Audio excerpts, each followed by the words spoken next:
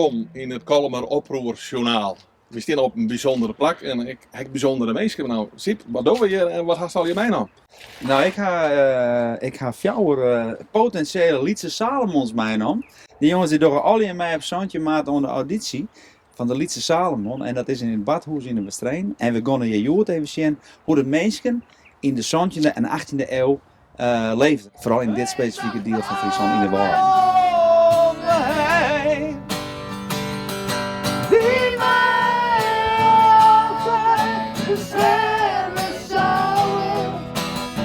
Ik voel me zo verdomd alleen.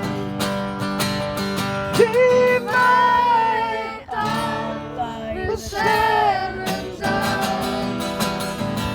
Ik voel me zo verdomd alleen. Hier staan naar de klompen. Hier wie een echt de geiten staan hier in de winter. En wie in je nek. En je slippen ze. Juist wel, hier haast een bed staan.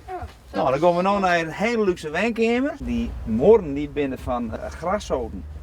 Dus dat is natuurlijk alleen maar groen, dus dat slaat heel koud uit. En hier gebeurt alles. Hier hebben ze de warmte van, met de turf, maar hier maken ze ook het eten.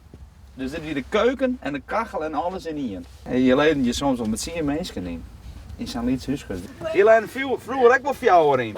En dan leven er ook nog een paar onder en nog een baby daar in de dinges. Net comfortabel. Net comfortabel. Thuis zit lekker. Ja, thuis is beter, maar ja, in die tijd weer dit al aardig comfortabel. Zou je wel in die tijd leven willen? Ja, maar ik ben wel gezellig. Zandje 100? Ja. Wel gezellig, hè? Ja.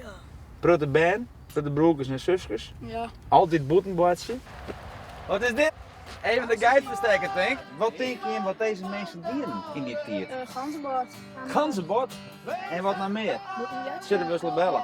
En ze moesten natuurlijk ook voor eten zwargen. En ze moesten natuurlijk ook voor brandstof zwargen, voor warmte. Dus ze waren de hele dag bezig om te overleven. Om geld bij wat te krijgen en spullen bij wat te krijgen om gewoon te leven. Er is eigenlijk heel weinig ontspanning. Ja jongens en famkes, op 17 maart hebben wij de auditie voor de Lietse Salomon in het badhuis in de Westreen. En we gaan hier op deze bregen bij de Spitkate ook al even een Lietse auditie. Doe ook even met Jon, dat gaat ongeveer zo.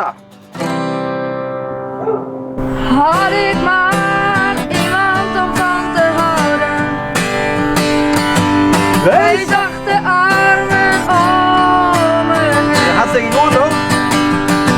Die mij altijd beschermen zou. Ik voel me zo verdomd alleen. Nou, zo maakt het dus.